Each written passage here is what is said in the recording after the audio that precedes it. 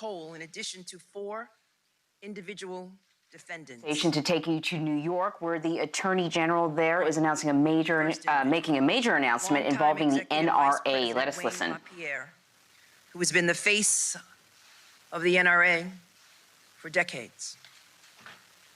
2, former Treasurer and Chief Financial Officer Wilson Woody Phillips.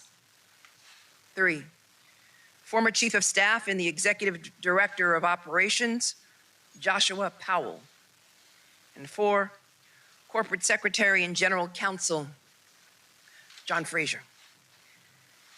These individuals in the NRA are charged with failing to manage the NRA's funds and failing to follow numerous state and federal laws, which contributed to the loss of more than $64 million in just 3 years. Since its founding in 1871, the NRA has been a registered not-for-profit charitable corporation in the state of New York. And these organizations are required by law to register and file annual financial reports with the Office of the New York State Attorney General, and the assets of such an organization are legally required to be used in a way that serves the interest of NRA membership and that advance the organization's charitable mission. However, as today's complaints lays out, we found that the NRA instead fostered a culture of non-compliance and disregard for internal controls that led to the waste and loss of millions in assets and contributed to the NRA's current deteriorated financial state. Not only were the NRA's internal policies repeatedly not followed, but they were blatantly ignored by senior leaders. The NRA's board's audit committee was negligent in its duty to ensure appropriate, competent, and judicious stewardship of assets by NRA leadership. Specifically, the audit committee failed to assure standard fiscal controls. They failed to respond adequately to whistleblowers, affirmatively took steps to conceal the nature and scope of whistleblower concerns from external auditors, and they failed to review potential conflicts of interest for employees. In our lawsuit, we outlined dozens of examples of these failures, many of which were led and perpetuated by the 4 individual defendants named in this lawsuit, who failed to fulfill their fiduciary duty to the NRA. They used millions upon millions of dollars from the NRA for personal use, including for lavish trips for themselves and their families, private jets, expensive meals, and other private travel. Wayne LaPierre, Woody Phillips, Joshua Powell, and John Fraser instituted a culture of self-dealing, mismanagement, and negligent oversight at the NRA that was illegal, oppressive, and fraudulent.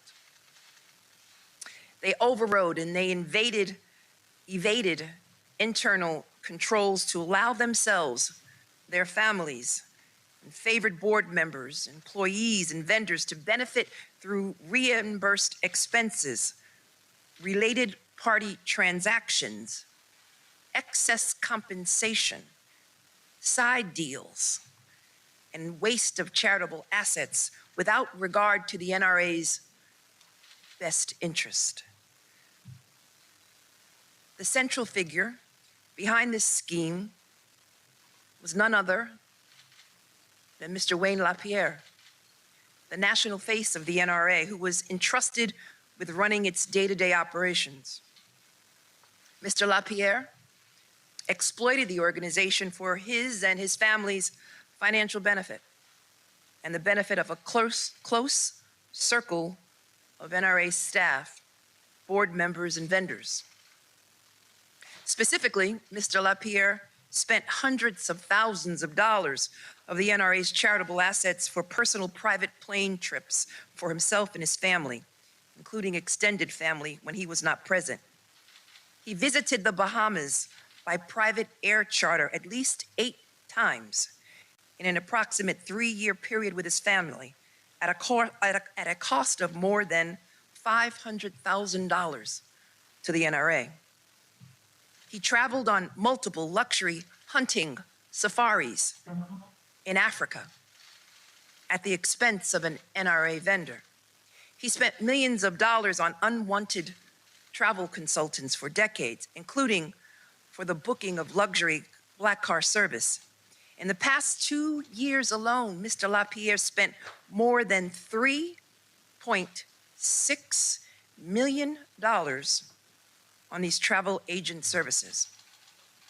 He secured a post-employment contract for himself with the NRA without board approval, currently valued at more than $17 million.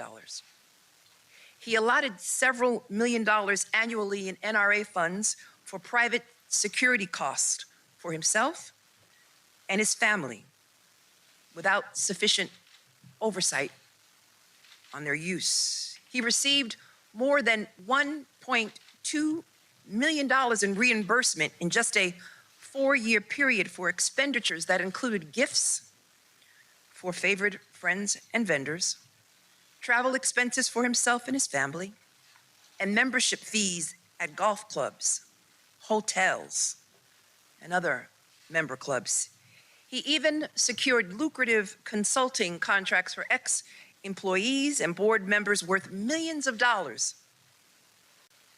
Yet often it resulted in little, if any, actual work. In addition to grossly misusing these funds for personal use, Mr. LaPierre created an illegal pass-through arrangement to conceal the very nature of these expenditures.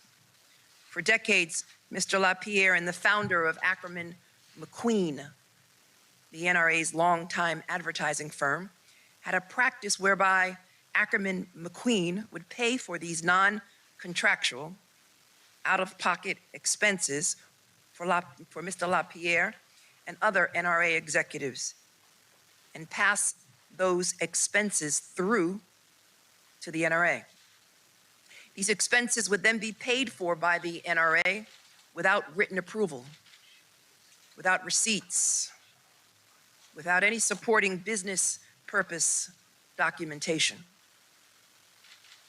Ackerman McQueen would aggregate the expenses into a lump sum amount and then bill them to the NRA without any details on the nature or purpose of the expense, completely in violation of state law. These expenses did not comply with IRS requirements, and as a result, all such expenses should have been included by the NRA in taxable personal income for Mr. LaPierre and other recipients. In 2017 and 2018 alone, just 2 years, Ackerman McQueen was paid more than $70 million. A significant amount of these funds included payments through this side agreement. And when board members challenged Mr. LaPierre and the 3 other defendants over this lavish spending, their financial governance, or their leadership of the NRA, Mr. LaPierre retaliated and turned the board against those who attempted to challenge his illegal behavior. The complaint lays out numerous other instances in which Mr. LaPierre, Mr. Phillips, Mr. Powell, and Mr. Frazier, and other executives and board members at the NRA abused their power and illegally diverted or facilitated the diversion of tens of millions of dollars from the NRA. These funds were in addition to millions of dollars the 4 individual defendants were already receiving in grossly excessive salaries and bonuses that were baseless and did not adhere to prudent standards for evaluating and determining compensation as is required by law. Altogether, there are 18 causes of action, and these actions violated multiple laws, including the laws governing the NRA's charitable status, false reporting on annual filings with my office and the IRS, improper expense documentation, improper wage reporting, improper income tax withholding, failure to make required excise tax reporting and payments, payments in excess of reasonable compensation to disqualified persons, and waste of NRA assets, amongst other offenses. For these years of fraud and misconduct, we are seeking an order to dissolve the NRA in its entirety, to require Mr. LaPierre, Mr. Phillips, Mr. Powell, and Mr. Frazier to make full restitution for funds they unlawfully profited in salaries they earned while employees and pay penalties. To remove Mr. LaPierre and Mr. Frazier from the NRA's leadership, and to ensure none of the four individual defendants can ever again serve on the board of a charity in New York State. It's important to note that Mr. Phillips and Mr. Powell have left the NRA.